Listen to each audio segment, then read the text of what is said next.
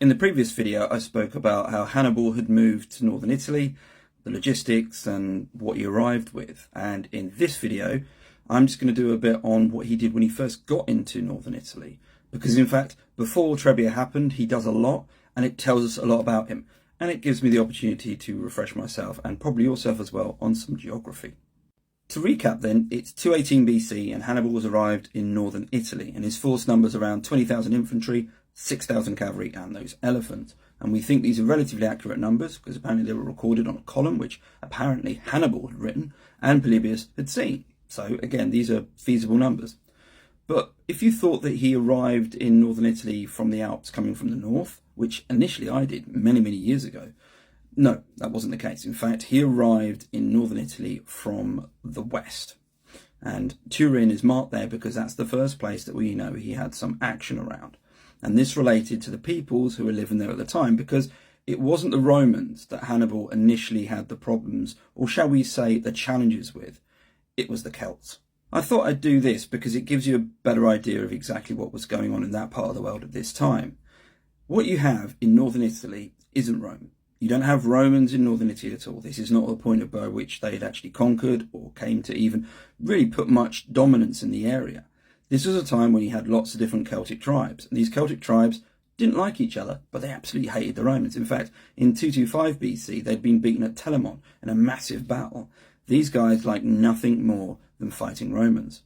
So when Hannibal first rocks up, he's got a bit of a conundrum. He needs to play the political game. And in fact, this is something his father had shown him how to do in southern, what is modern day Spain, southern Iberian Peninsula, many years ago.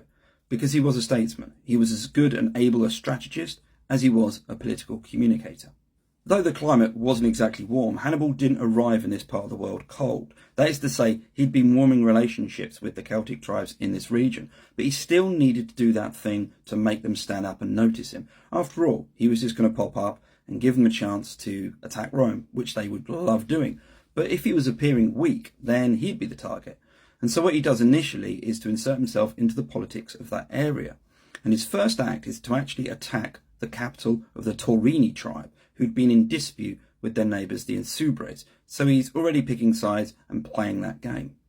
And he's successful. And so straight away, he's starting to build those relationships, particularly with the Insubres, who are going to give him not only freedom of movement, but posse supplies and also men, because after all, the Celts want to get hold of the Romans. And they soon do.